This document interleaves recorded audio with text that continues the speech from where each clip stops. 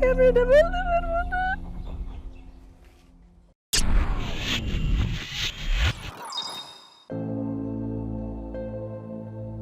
কুমিল্লার এই বাড়িতে এমন এক গল্প লুকিয়ে আছে যার শেষ দৃশ্য লেখা হয়েছিল 100 কিলোমিটার দূরের এক ভয়ঙ্কর জঙ্গলে।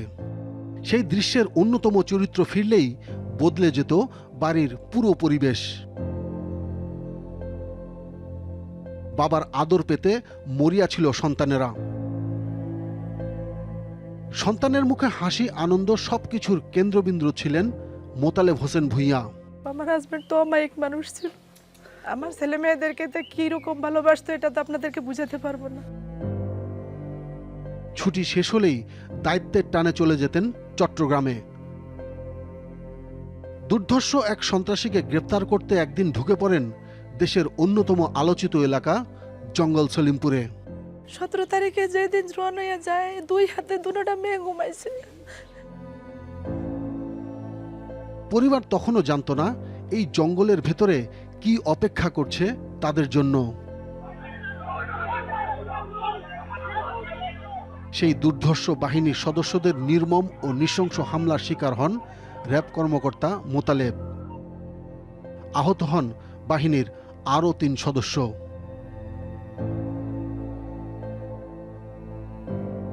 মোতালেব ফিরেছেন বাড়িতে, তবে প্রতিদিনের মতো পায়ে হেঁটে নয়, একটি কফিনের ভেতর লাশ হয়ে।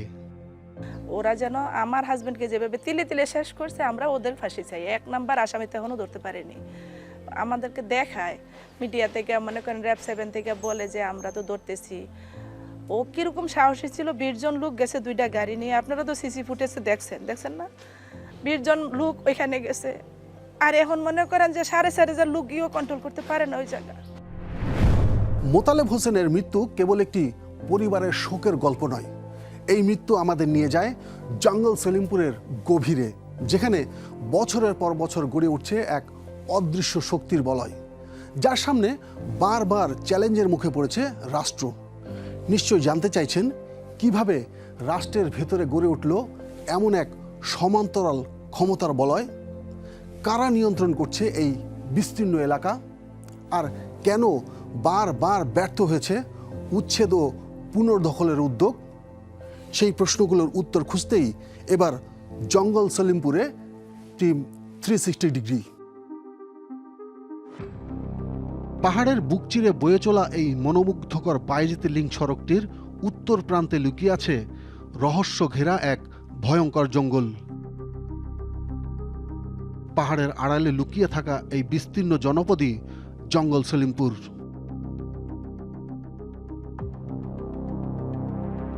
অথচ একসময় এখানে ছিল শুধু পাহাড়, বন আর ঘন জঙ্গল।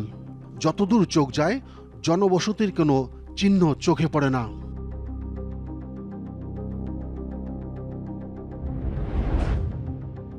দু 2001 সালের স্যাটেলাইট দৃশ্য বলছে একই কথা।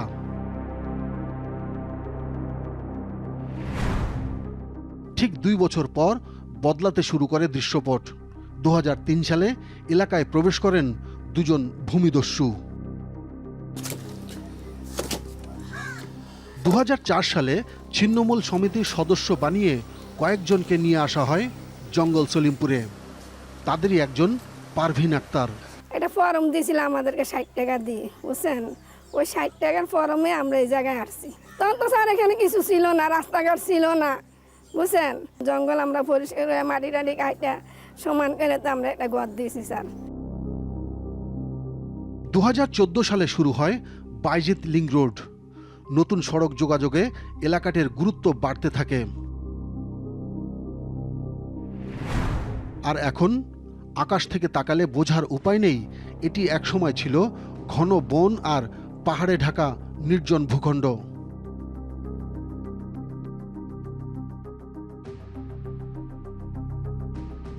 পূর্বে চট্টগ্রাম সেনানিবাস, পশ্চিমে Bhatiari Golf Club, Bangladesh Military Academy ও ফৌজদারহাট ক্যাডেট কলেজ, উত্তরে ভাটিয়ারি হাটহাজারী লিংক রোড এবং দক্ষিণে বায়েজিদ লিংক রোড। সামরিক ও গুরুত্বপূর্ণ স্থাপনায় ঘেরা এই পাহাড়ি অঞ্চলে গড়ে তোলা হয়েছে 2টি বড় আবাসিক জোন, ছিন্নমূল এলাকা এবং আলীনগর। বর্তমানে ছিন্নমূল এলাকা নিয়ন্ত্রণ করেন রোকন উদ্দিন ওরফে রোকন মেম্বার, আর আলীনগর নিয়ন্ত্রণ করেন দুর্ধর্ষ ইয়াসিন বাহিনীর প্রধান ইয়াসিন। জঙ্গল সলিমপুরের পেছনের ইতিহাস, দখল, প্রভাব বিস্তার এবং অপরাধ চক্রের বিকাশ নিয়ে দীর্ঘদিন গবেষণা করেছেন চট্টগ্রাম রেঞ্জ পুলিশের অতিরিক্ত ডিআইজি মোহাম্মদ নাজিমুল হক। আপনারা এখন যে জঙ্গল সলিমপুরের ছিন্নমূল অংশটা দেখছেন, এটাকে যদি আমরা দুভাগে ভাগ করি, ছিন্নমূল আর আলীনগর, তখন এই আলীনগরের অস্তিত্ব ছিল না। তখন ছিন্নমূলের দুপাশ থেকে লাল বাদশাহ আর আলী আক্কাস শুরু করে। তখন তাদের পেশা ছিল পাহাড় কাটা। পাহাড় কেটে এই মাটিগুলো চট্টগ্রামের বিভিন্ন লো ল্যান্ড ভরাটে ব্যবহার হতো। এরপরে ওখানে যে পাহাড় কাটার পরে জায়গাটা বের হতো, প্লট আকারে তারা বিক্রি করতো। লাল বাদশাহ খুব একটা এগোতে পারে নাই, অন্ধ কলোনির ওখানেই একটা অল্প একটু জায়গা নিয়ে সে লিমিটেড হয়ে গেছে, কিন্তু আলী আক্কাস বেশ প্রসারিত করতে পেরেছিল চারিদিকে। তার মৃত্যুর পরে এটা হাল ধরে ডাকাত ইয়াকুব ও লোকমান নামে দুজন ব্যক্তি। পরিক্রমায় লোকমান স্বাভাবিক মৃত্যুবরণ করে এবং লাইমলাইটে চলে আসে মশিউর। মশিউরের এই সময়টা হলো বেশি আকারে ছিন্নমূলটা প্রসারিত হয় এবং ধরে নিতে পারেন যে এই সময় থেকেই ওর ভেতরে সন্ত্রাস, ওর ভেতরে মাদক, তারপরে বিভিন্ন ধরনের অবৈধ কাজ, আইন বিরোধী কাজগুলো শুরু হয়। এই পর্যায়ে মশিউর যখন অ্যারেস্ট হয়, মশিউরেরই অনুচর হিসেবে এই রোকন মেম্বারের নাম শোনা যায় এবং রোকন মেম্বারের মানুষ হিসেবে রায়হানের নামও শোনা যায়। তো এইভাবেই এই জায়গাগুলো 2011 সালের দিকে আমাদের যে এখন সবথেকে আলোচিত নামটা ইয়াসিনের আবির্ভাব হয়। ইয়াসিন 11 সাল থেকে যেহেতু ছিন্নমূল এলাকাটা এদের দখলে ছিল, সে তো ওখানে যেতে পারছিল না, সে ওর থেকে আরও উত্তরে যে ফাঁকা জায়গাগুলো সেখানে চলে যায় এবং আলীনগর নামে একটা এলাকা প্রতিষ্ঠিত করে। তার বক্তব্য শুনে মনে হতে পারে এটি কোনো দুর্গম পাহাড়ি জনপদ, শহর থেকে বহু দূরে, রাষ্ট্রের নজরের বাইরে। কিন্তু বাস্তবতা ভিন্ন। জঙ্গল সলিমপুরের অবস্থান চট্টগ্রাম শহরের একেবারে লাগোয়া।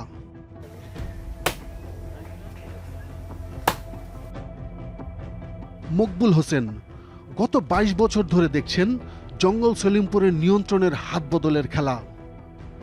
আলী আক্কাস ছিল, তিনি তো মেরে ফেলছে ওরে। উনি চলে যাওয়ার পরে এখানে সব কিছু নিয়ন্ত্রণ বাইরে চলে গেছে। তখন বিভিন্ন ক্যালাম এখানে সৃষ্টি হয়েছে, আমাদেরকে বিভিন্ন ক্যালাম আমাদের উপরে জুলুম, অত্যাচার, নির্যাতন শুরু করছে।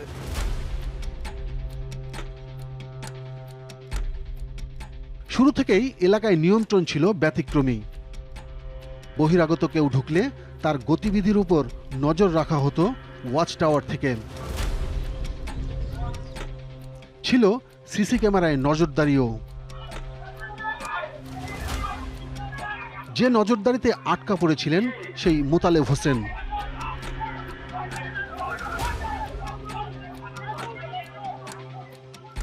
সোর্সের মধ্যে থেকে কেউ একজন বিট্রে করেছে, যে তারা সন্ত্রাসীদেরকেও বলে রেখেছে যে আমরা আসবো, এই ধরনের একটা তথ্য। কারণ আমাদের গাড়িটার ভেতরে ঢোকার সাথে সাথেই তারা ইট পাথর দিয়ে ঢিল দেওয়া শুরু করে এবং লাঠি দিয়ে ভাঙা শুরু করে।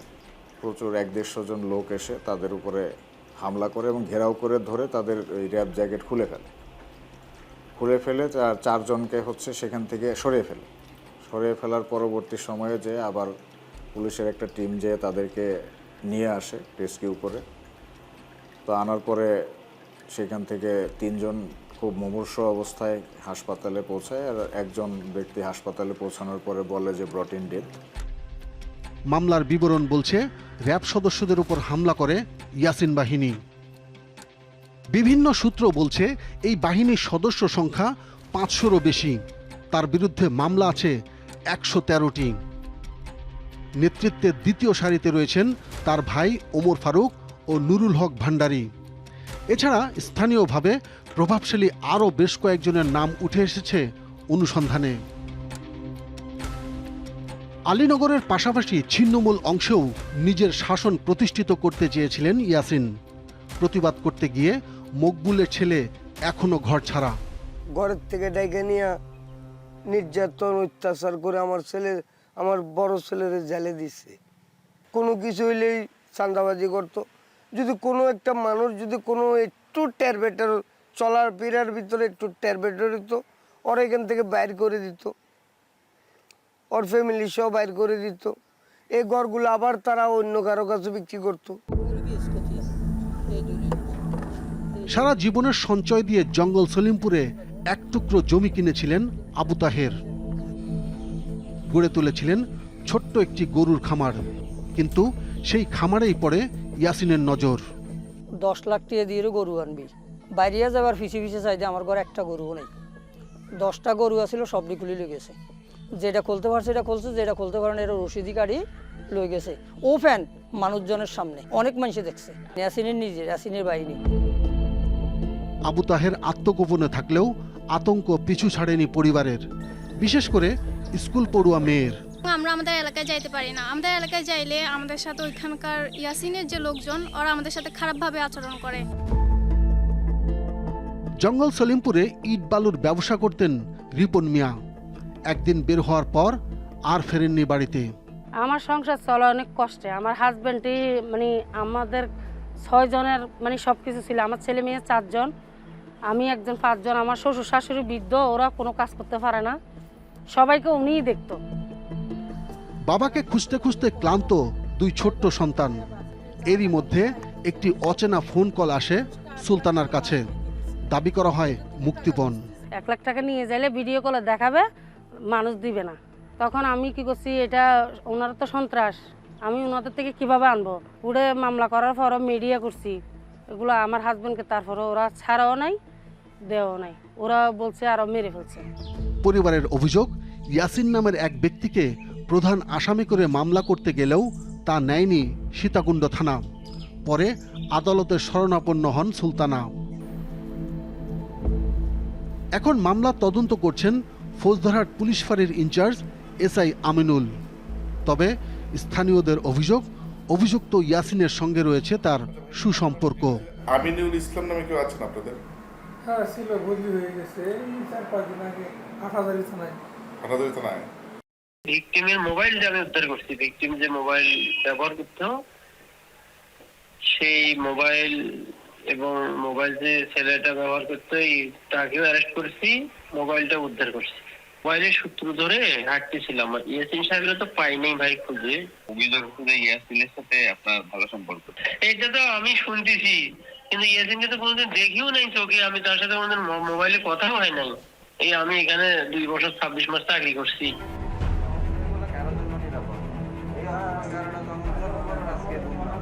তবে রিপন মিয়াকে উদ্ধার করতে না পারলেও একটি অস্ত্র উদ্ধারে বেশ তৎপর দেখা গেছে ফৌজদারহাট ফাঁড়ির পুলিশকে।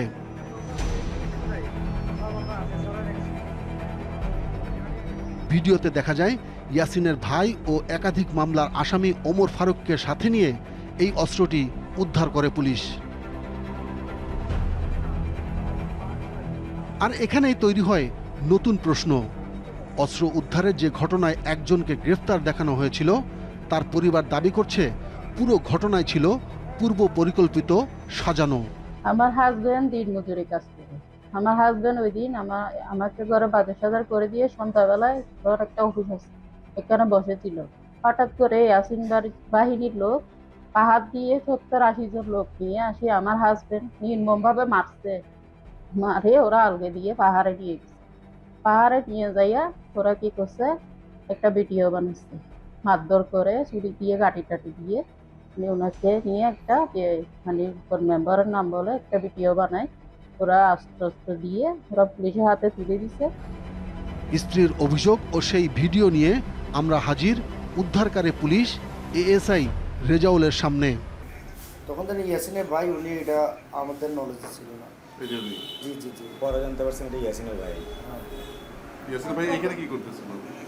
ইয়াসিনের ভাই এখানে কি করতেছে, তখন এটা তো অনেক লোকজন ছিলেন। আমরা আসামিকে নিয়ে আপনার অস্ত্র উদ্ধার অভিযান, এবং সে তো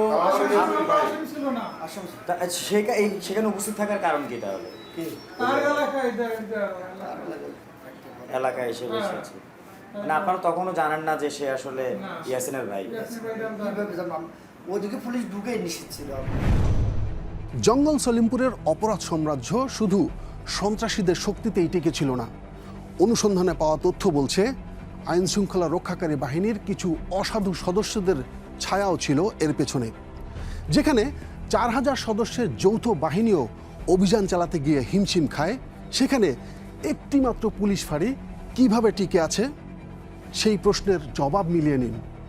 জঙ্গল সলিমপুরের আরও অজানা গল্প নিয়ে ফিরছি ছোট্ট একটি বিরতির পর।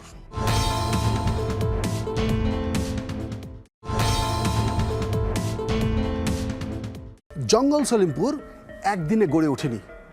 2003 থেকে 2026 দীর্ঘ 23 বছরে ধীরে ধীরে শক্তিশালী হয়েছে একের পর এক বাহিনী। গড়ে উঠেছে এক ভিন্ন জনপদ, যেখানে সাধারণ মানুষের প্রবেশও ছিল ঝুঁকিপূর্ণ।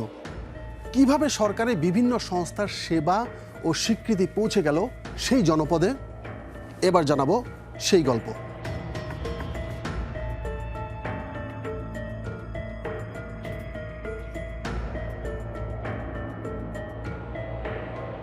ঘর তুলতে কিংবা রাস্তা নির্মাণ করতে গত 22 বছর ধরে কাটা হয়েছে অসংখ্য পাহাড়।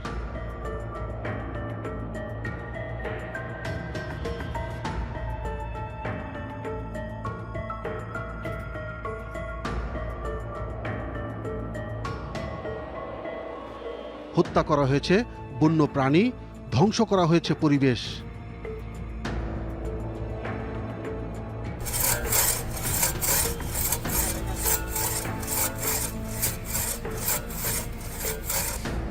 কেটে ফেলা হয় ছোট বড় অসংখ্য গাছ।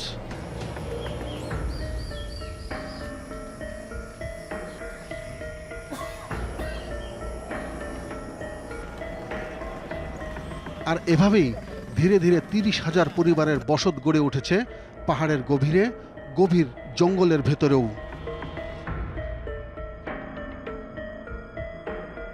এখন এটি প্রায় 1 লাখ মানুষের জনপদ। বেশিরভাগ মানুষের কর্মস্থল চট্টগ্রাম শহরে।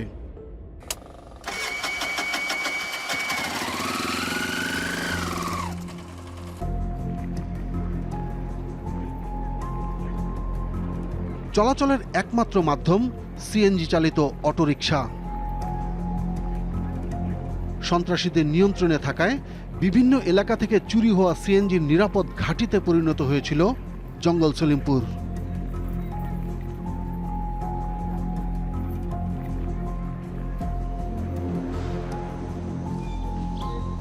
জঙ্গল দখল করে গড়ে ওঠা এই জনবসতি যেন শহরে রূপ নিচ্ছে।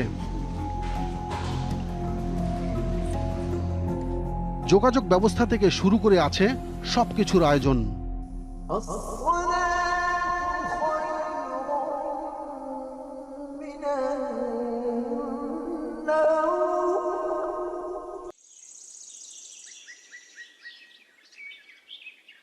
সমাজ ব্যবস্থায় চলে 12টি মসজিদ।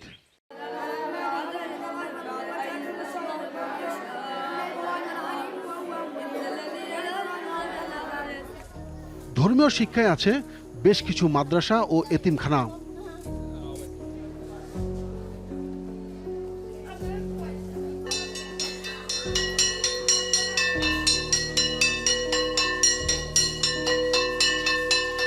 শিক্ষার্থীদের পদচারণায় মুখর হয়ে ওঠে 2টি উচ্চ বিদ্যালয় ও 3টি প্রাথমিক বিদ্যালয়।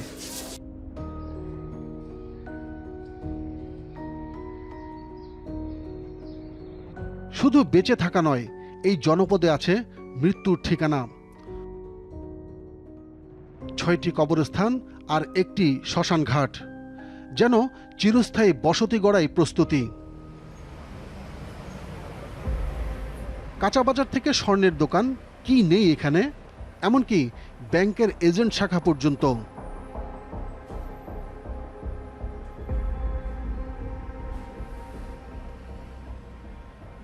শত তদবির করেও যেখানে উন্নয়ন করা যায় না, সেখানে এই ব্রিজটির ওপারে শুধুই পাহাড়। সরকারি অর্থায়নে ব্রিজ কালভার্ট হলেও এই রাস্তা নির্মাণ করা হয় এলাকার নিজস্ব অর্থায়নে। শুধু তাই নয়, বাড়ি নির্মাণের আগে চারপাশে ড্রেন নির্মাণ করা বাধ্যতামূলক করে দিয়েছেন ইয়াসিন।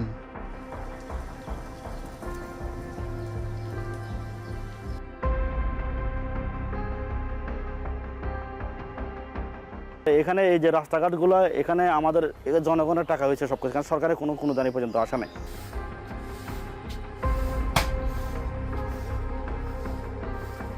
এখানেই শেষ নয়, এমন পাহাড়ি জনপদে প্রতিটি ঘরে ও দোকানে আছে বিদ্যুতের ব্যবহার।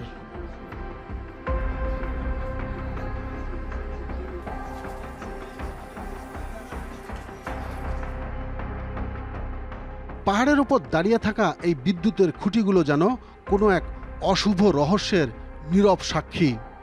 কিন্তু প্রশ্ন হলো, খাস জমিতে এই বৈধ সংযোগ এলো কোথা থেকে? অনুসন্ধানে বের হয়ে এলো এক ভয়াবহ চিত্র। 30,000 পরিবারের জন্য বৈধ মিটার মাত্র 22টি। এই 22টি মিটারের কারসাজিতেই চলছে কোটি টাকার বাণিজ্যের খেলা।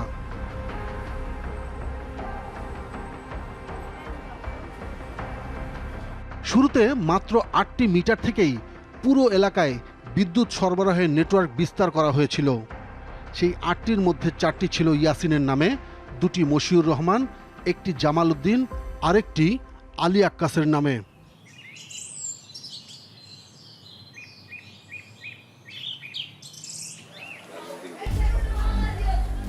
দেখুন এই রসিদটি, চট্টগ্রাম মহানগর ছিন্নমূল বস্তিবাসী সমন্বয় সংগ্রাম পরিষদ। নামটা শুনলে মনে হবে কোনো সেবা সংস্থা।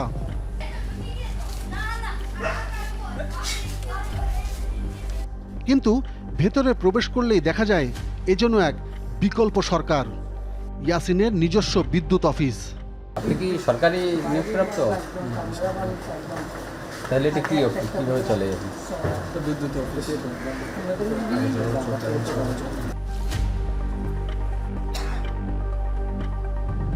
সরকারি আদলে লাইনম্যান, মিটার রিডার, বিল প্রস্তুতকারক সবাই আছে তাদের পেরোলে। আর নিয়মকানুন সব তাদের হাতের মুঠোয়। 10-15 জন লোক আছে। তো কি কাজ করে এরা বিলগুলো আদায় করে, তারপরে যারা এগুলো লেখিয়ে বিলগুলো স্লিপ দেয়, স্লিপ দেওয়ার পর আমরা এখানে জমা দিই। কি দিচ্ছেন? বিদ্যুৎ বিল। কার কাছে দিচ্ছেন? অফিস আছে, অফিসকে দিচ্ছি। এটা তো সরকারি অফিস না, মানে বিদ্যুৎ বিল তো সরকারি অফিস না। সরকার না হইলেও কিন্তু সরকারি ইয়া আছে, অনুমোদন আছে। এখানে আমাদের কাছ থেকে বিদ্যুৎ বিল যেটা বাড়তি নেওয়া হয়, বাড়তি নেওয়াটা বড় কথা নয়, কোথায় বাড়তি নেয়, কীভাবে নেয় সেটা কিন্তু আমরা জানি না। পয়সা বাণিজ্যিকটা হলো 8 টাকা 75 পয়সা, সেখানে আমরা আবাসিকটা দিচ্ছি 12 টাকা, আর বাণিজ্যিকটা দিচ্ছে 14 টাকা। 14 টাকা এটা তো আমাদের জন্য খুব জুলুম হয়ে যাচ্ছে, সেটা আমাদের পে করতে কষ্ট হচ্ছে। মান্থলি যদি পে করতে নাও পারি, বিদ্যুৎ সংযোগ কেটে দিচ্ছে। যেখান থেকে বিদ্যুৎ সরবরাহ করা হয়েছে সেখানে যাব আমরা। তার আগে আমরা আবারও মকবুলের কাছে যেতে চাই, জানতে চাই মাত্র 60 টাকায় জমি, বিদ্যুৎ, পানি পেয়ে তারা কতটা খুশি। এই যেমন আমাদের থেকে টাকা নিছে, আপনার বিদ্যুতের খাম্বা বসাইছে, আমাদের থেকে টাকা নিছে বিদ্যুতের তার আনছে, আমাদের থেকে টাকা নিছে ট্রান্সমিটারগুলো আনছে। আমাদের তখন আমরা একটা মিটার, এই যে ঘরের মধ্যে একটা মিটার আনছি, এই মিটারগুলো আমাদের থেকে 15,000 টাকা নিছে। এইটা করতে হবে, রাস্তা করতে হবে, মানে বিভিন্নভাবে আমাদের থেকে টাকা নিছে। এই পর্যন্ত আমাদের প্রায় 7-8 লাখ টাকার মতন চলে গেছে। চিন্তা করলাম যে আজকে যদি এখানে জায়গা না নিয়ে যদি দলিলি জায়গা নিতাম, আমাদের অনেক শান্তি হইতো, অনেক পয়সা আমাদের বাঁচত। এবার আমরা হাজির সেই বাংলাদেশ বিদ্যুৎ উন্নয়ন বোর্ডে। জানতে চাই সরকারি খাস জমিতে বিদ্যুতের মিটার অনুমোদন পেল কিভাবে। সবগুলো সংযোগই অনেক পুরনো সংযোগ। সেই সংযোগগুলো পিডিবির তো বিভিন্ন সময়ে যে কানেকশনের রুলস ছিল, এই রুলসগুলো হয়তো ওই সময় মেনেই দিয়েছে। রুলস এখানে জঙ্গল সলিমপুর তো ব্যক্তি মালিকানাধীন জায়গা আছে, খাস জায়গা আছে। ব্যক্তি মালিকানাধীন জায়গা থাকলে সেই জায়গার এগেনস্টে হয়তো বা দিয়েছে।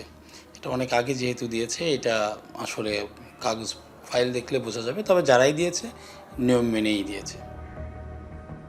জমির দলিল দেখিয়ে ইয়াসিনরা নিয়ে নেন বিদ্যুতের মিটার, আর সেই মিটার দিয়ে করছেন লাখ লাখ টাকার ব্যবসা। এই মাস পর্যন্ত আপ টু মে মাস 64 লাখ টাকা ডিউজ আছে ওখানে। আমরা আরেকটা জিনিস, ওখানে এই 64 লাখ টাকা ডিউজের জন্য আমাদের 6টা মিটারে ডিউজ আছে, এর মধ্যে আলীনগরে কোনো ডিউজ নেই, শুধু ছিন্নমূলে ডিউজ আছে। এটার জন্য প্রশাসনের সাথে আমরা যোগাযোগ করতেছি এবং প্রশাসনকে চিঠি দিচ্ছি আমরা সংযোগগুলো কাটবো এটার জন্য সহযোগিতা করার জন্য। এখন প্রশাসন থেকে আমরা গ্রিন সিগন্যাল পাচ্ছি না সংযোগগুলো ডিসকানেক্ট করার জন্য। এখন কমিউনিকেশন হলে তারপরে হয়তো বা গ্রিন সিগন্যাল দিবে।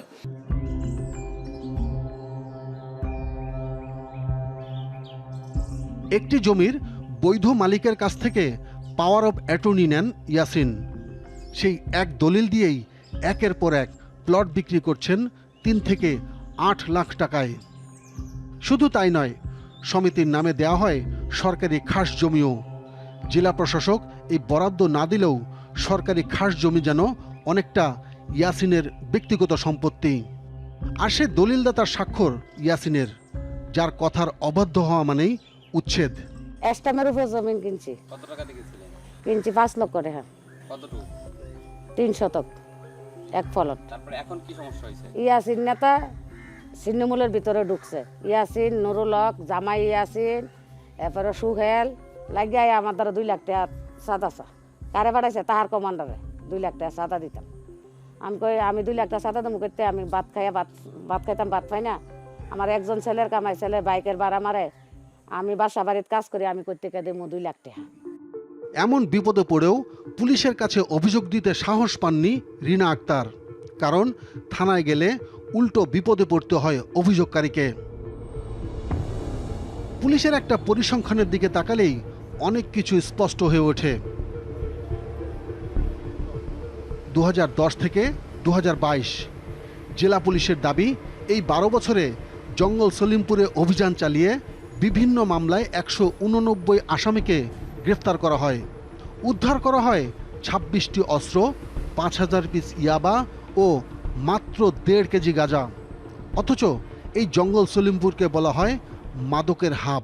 এই এলাকাটা যেহেতু একটু পাহাড় বেষ্টিত, জঙ্গল আছে, ওইখান থেকে হয়তো জঙ্গলের নামকরণ হয়েছে।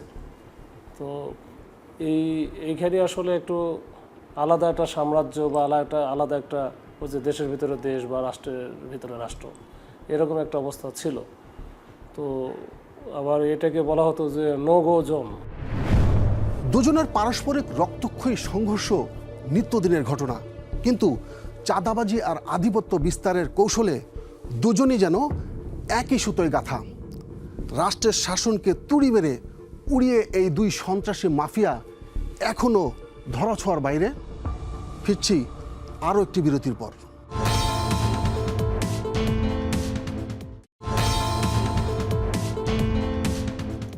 অভিযানে গিয়ে ডিসি এডিসির আহত হওয়া কিংবা সন্ত্রাসীদের হুমকির মুখে জেলা প্রশাসকের বিদায় শুনতে অবিশ্বাস্য মনে হলেও জঙ্গল সলিমপুরে এটাই বাস্তবতা।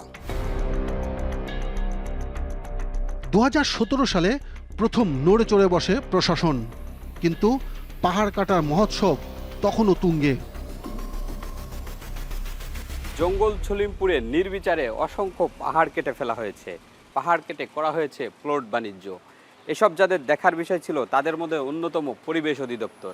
আমরা এসেছি পরিবেশ অধিদপ্তরের চট্টগ্রাম অফিসে, জানতে চাই তাদের বক্তব্য। জঙ্গল সলিমপুর যে জায়গাটা, এটা একটা সন্ত্রাসীদের একটা কি বলবো একটা অবরোধ জায়গা ছিল, যেখানে পুলিশ প্রশাসন কখনো সেভাবে অভিযান পরিচালনা করতে পারতো না। কিন্তু তা সত্ত্বেও বিভিন্ন সময়ে পাহাড় কাটার দায়ে জঙ্গল সলিমপুরে আমাদের পরিবেশ চট্টগ্রাম জেলা কার্যালয় থেকে 6টি মামলা দায়ের করা হয়েছে।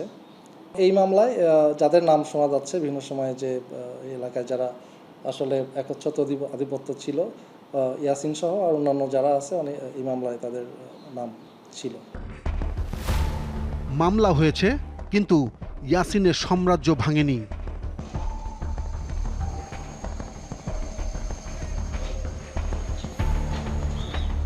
দীর্ঘ 5 বছর পর 2022 সালে আবারও অভিযান শুরু করে চট্টগ্রাম জেলা প্রশাসকের কার্যালয়।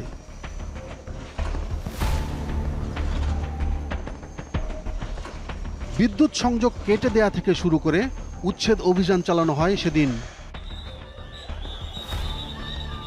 কিন্তু ঘটনাস্থল থেকে নিরাপদে ফেরার আগেই আক্রমণের শিকার হন ডিসি এডিসি সহ অভিযানকারী দল। এই উচ্ছেদ অভিযান পরিচালনা করতে যে আসলে আমরা প্রতিবারই বাধার সম্মুখীন হয়েছি, প্রচণ্ড রকম বাধার সম্মুখীন হয়েছি, হামলার শিকার হয়েছি। আমার সাথে আমার নির্বাহী ম্যাজিস্ট্রেট যারা ছিল, সীতাকুণ্ডের ইএনও, সীতাকুণ্ডের এসিল্যান্ড, আমার স্টাফ, আইন শৃঙ্খলা রক্ষাকারী বাহিনীর সদস্যরা, আনসার সদস্য, ভলান্টিয়ার্স, শ্রমিক, অনেকে আহত হয়েছে, বেশ কয়েকবার আহত হয়েছে। এরপর ইয়াসিন গ্রেপ্তার হলেও চট্টগ্রাম ছেড়ে আসতে হয় ডিসি এডিসি সবাইকে। ইয়াসিনকে অ্যারেস্ট করার পরে আমি এহেন কোনো জায়গা নাই যেটা ধরার পরে আমাকে অসহযোগিতা করা হয়েছে অনেক। তাকে ছেড়ে দেওয়ার জন্য পুলিশ প্রশাসন থেকে শুরু করে আমি বলতে চাই না পুরাটুকুই অনেক চাপ প্রয়োগ করা হয়েছে। বাট যাই হোক, ইয়াসিন দীর্ঘদিন জামিন পায় নাই এবং সেটি যে জামিন তাকে ধরা যে যৌক্তিক ছিল সেটি এখন নিশ্চয়ই সবাই বুঝতে পারছে। যে সেই যে যখন আমি অভিযান করা পরিচালনা করে জঙ্গল সলিমপুর একের পর এক জায়গা উদ্ধার করছিলাম, আলীনগরে উচ্ছেদ করেছিলাম, তাকে অ্যারেস্ট করেছিলাম, এই বিষয়টা যদি অব্যাহত থাকতো তাহলে আজকের যে পরিস্থিতি, এই পরিস্থিতি কিন্তু উদ্ভব হতো না। যতবার অভিযান হয়েছে ঠিক ততবারই জঙ্গল সলিমপুরের সাধারণ মানুষকে প্রশাসনের সামনে ঢাল হিসেবে ব্যবহার করা হয়েছে।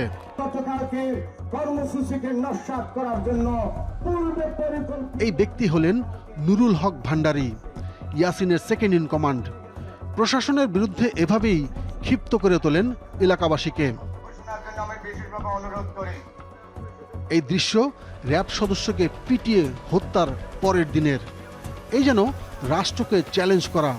ওরা প্রশাসনের মাধ্যমে এসেছেন, আবার প্রশাসন এসেছে, তাদের সাথে প্রশাসন এসে তাদের সাথে। পুরো জঙ্গল সলিমপুরে শুরু হয় যৌথ বাহিনীর সাঁড়াশি অভিযান।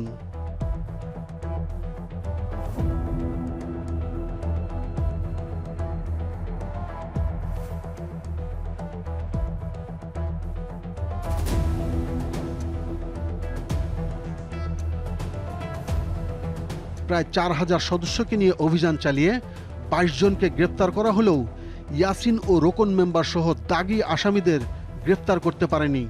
এমনকি এখন পর্যন্ত তারা ধরাছোঁয়ার বাইরে।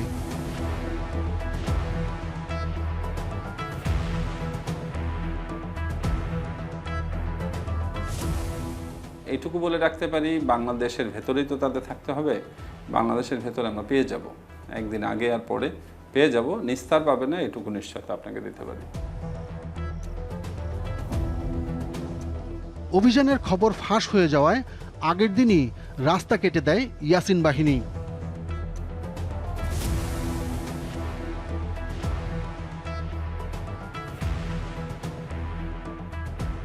এক সপ্তাহের ব্যবধানে র্যাবের অস্থায়ী ক্যাম্প ভেঙে গুড়িয়ে দেওয়া, ভারী অস্ত্রের মহড়া, রাষ্ট্রের বিরুদ্ধে সরাসরি যুদ্ধ ঘোষণা। জঙ্গল সলিমপুর কি তাহলে রাষ্ট্রের ভেতর আরেক রাষ্ট্র? খাস জমি উদ্ধারে এবার দৃশ্যমান সরকারের মেগা মাস্টার প্ল্যান। নতুন কেন্দ্রীয় কারাগার, ইকো পার্ক, স্পোর্টস কমপ্লেক্স, হাসপাতাল সহ 22টি সরকারি স্থাপনার পরিকল্পনা চলছে।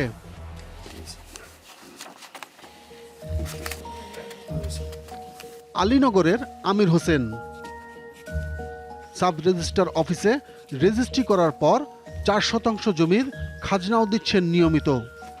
সরকারের খাস জমি উদ্ধার অভিযানের ঘোষণায় আতঙ্কে দিন কাটছে তার। আমি এখানে জায়গা নিয়েছি, RSBS সব ঠিক আছে বুঝতে আমি জায়গা নিয়েছি, মালিকানা জায়গা। এখানে কোনো খাসা জায়গা আমি থাকতেছি না। তো আমি টাকা তো জায়গা নিয়ে আমি রেজিস্ট্রি আইন না খাজনা দিলাম, খাজনা নিয়েও নিল, পরিশোধ করলো। এখন বলতেছি এটা খাসা জায়গা, আমি তো এটা মানতে রাজি না। সরকার জায়গা যদি থাকে তো সরকার জায়গা দিন করে নিয়ে যাক, আমাদের কোনো দাবি নেই, আবৃত্ত নেই। আমাদের হলো শুধু আমরা মালিকানা জায়গায় আছি, আমাদের কোনো ডিস্টার্ব না করে। 2022 সালে নিয়েছি। আমির হোসেনের মতো আতঙ্কে এই আলীনগরের 2000 পরিবার। তাদের দাবি, মালিকানা কাগজ দেখেই জমি কিনেছেন তারা। শুনছি নাকি এখানে সরকারি জায়গাও আছে, তো সরকারি জায়গা থাকলে সরকারি নিয়ে যাবে, আমাদের অসুবিধা। কিন্তু আমাদের যে দলিলানা যে জায়গাগুলো আছে দলিলের জায়গাগুলো আমাদেরকে বুঝিয়ে দেখবে, আমরা যাতে শান্তিতে থাকতে পারি, আমরা শান্তি চাই থাকি। এই জানি কিছু একটা হইলো, এই দিন একটা কিছু আসতেছে, কি জানি একটা, এরকম 24 ঘন্টা আমরা আতঙ্কের ভিতরে থাকি। কি আতঙ্ক? আতঙ্কটা কি? এই আতঙ্ক, এই কেউ বলতেছে কে উঠাই দিবে, কেউ বলতেছে জ্বালাই দিবে, কেউ দিবে, এই বলতেছে যে এটা অবৈধ জায়গা তুলে দিবে। এত এত মালিকানা জমি থাকার দাবি করলেও 2022 সালের জেলা প্রশাসকের নথি বলছে 3100 একর খাস জমি। তবে বিস্ময়করভাবে বর্তমান হিসেবে 1000 একরের বেশি জমির হিসাব দিতে পারছে না। 1031 একর জায়গা রয়েছে সেখানে, তার মধ্যে প্রায় 900 একরের মতো জায়গা খাস রয়েছে।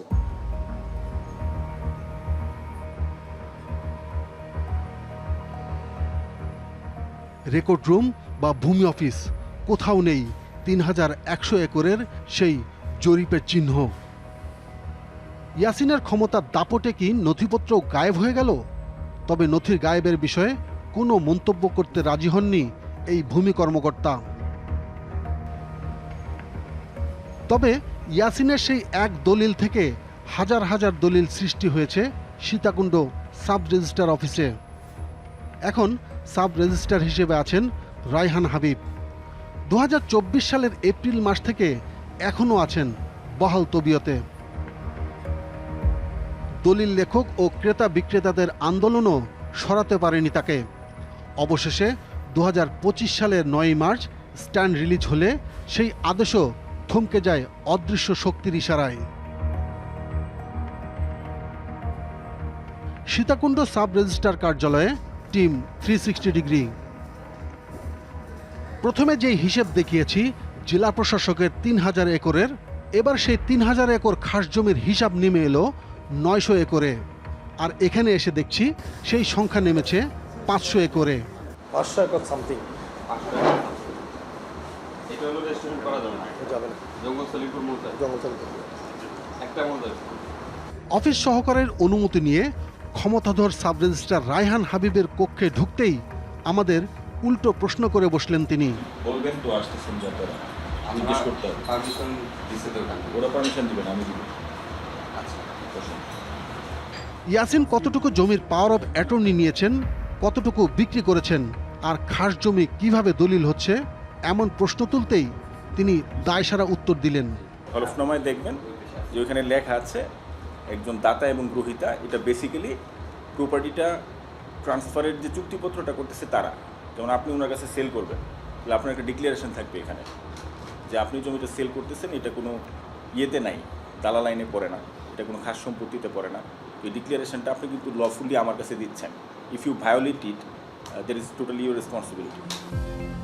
এলাকাবাসীর মনে উচ্ছেদের যে আতঙ্ক জমা হয়েছে তার কিছুটা কমেছে স্বরাষ্ট্রমন্ত্রী ঘটনাস্থলে যাবার পর।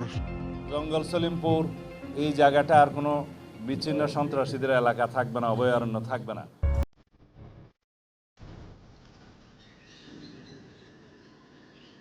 আমরা আবারও জঙ্গল সলিমপুরে। এবার অভিযোগ আসে ছিন্নমূল এলাকা নিয়ন্ত্রণকারী রোকন উদ্দিনের বিরুদ্ধে। ওর কারণে আমাদের এলাকার শান্তি নষ্ট হয়ে যেতেছে। অনেক লোক লাগাইছে এখানে আমাদেরকে কি মারার জন্য। এরপরে অনেক লোক এখানে আসে হামলা করছে রোকন মেম্বারে।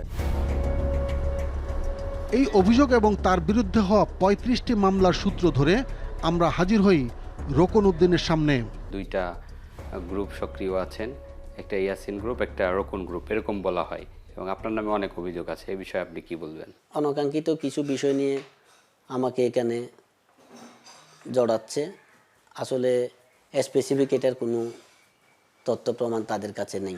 আলীনগর যে ইয়াটা আছে এলাকাতে, ওই জায়গাতে আমি জীবনেও আমার লাইফে আমি কখনো ওই জায়গাতে যাই নাই। টোটাল ছিন্নমূল এলাকাটাতে আমার 1 ইঞ্চি জায়গাও নাই। কেউ যদি কখনো এটা বলতে পারে যে রুকন মেম্বার এখানে ব্যবসাটা আছে অথবা এই জায়গাটা আছে, তাহলে আমি আমার সকল যেসব অভিযোগ তোলা হচ্ছে এগুলো আমি মেনে নিব। অভ্যন্তরীণ কোনো বিষয়ে রুকন মেম্বার জড়িত এটা কোনো তথ্য প্রমাণ কেউ দিতে পারবে না, অথবা রুকন মেম্বার আমি দায়িত্ব নিয়ে বলতেছি আমি ওইসব কোনো কর্মকাণ্ডে নাই। সন্ত্রাসী কর্মকাণ্ড বা অপরাধমূলক কর্মকাণ্ডে জড়িত না থাকেন তাহলে আপনার বিরুদ্ধে এতগুলো মামলা কিভাবে হলো? আমার নামে মামলা এগুলো অতীতের মামলা। এটা স্বৈরাচারী হাসিনার আমলে চট্টগ্রামে যে কোনো জায়গায় কোনো ধরনের আন্দোলন সংগ্রামে মামলা হলে সে আমার নামটা ওখানে অটোমেটিকলি অ্যাড করে দিত। সেই কারণে মামলার মানে ইয়াগুলো আমার ওখান থেকে আসছে। আর বর্তমান যে এই আন্দোলনের পরে, এই স্বাধীনতার পরে আমার নামে আমার এলাকাতে সিটি গেট থেকে সীতাকুণ্ড পর্যন্ত আমার বিরুদ্ধে কোনো একটা মামলা নাই, কিন্তু জঙ্গল সলিমপুরে ওখানে কেউ যদি জুতা চুরি করে ওটা নিয়ে আমাকে দিয়ে মামলা দিয়ে দেয়। এবার আমরা খুঁজতে থাকি পাহাড়ের অলিখিত সম্রাট ইয়াসিনকে।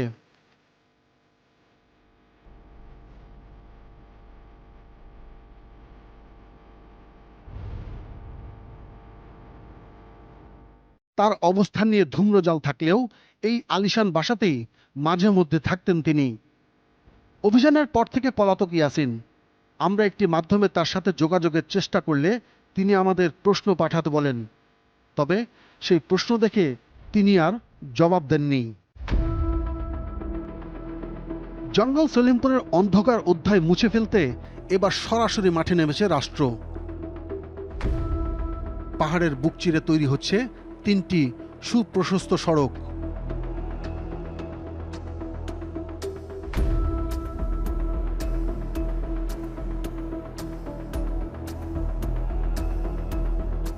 নিরাপত্তা জোরদারে স্কুলে বসেছে যৌথ বাহিনীর অস্থায়ী ক্যাম্প। ধীরে ধীরে এখানে যে রাস্তাঘাট এবং যোগাযোগ ব্যবস্থার উন্নত করতে চাচ্ছিলাম, যাতে এখানকার মানুষজনের জনগণের উপকার হয় এবং সাথে হচ্ছে সকল সংস্থারই যাতায়াত ব্যবস্থাটা উন্নত হোক। যাতায়াত ব্যবস্থা উন্নত হলে সন্ত্রাসীরা ওইখানে একেবারে ইনভিনসিবল একটা আড্ডা তৈরি করতে পারে না। প্রায় প্রতিদিনই কারো না কারো টিম এই এলাকাগুলোতে যাচ্ছি, আমরা জনগণের সাথে কথা বলছি, খোঁজখবর নিচ্ছি। কমিউনিটি পুলিশিং যেটা বলে, যে সন্ত্রাসীদের ভয়ে আপনাদের আতঙ্কিত হয়ে থাকার প্রয়োজন নেই, জনগণকে এটা থেকে আমরা বের করে নিয়ে আসার চেষ্টা করছি, ইনশাল্লাহ এটা হয়ে যাবে। কিন্তু ইয়াসিন রোকনদের মতো মূল নিয়ন্ত্রকেরা অধরা থাকলে জমি উদ্ধার ও পুনর্বাসন কতটা টেকসই হবে?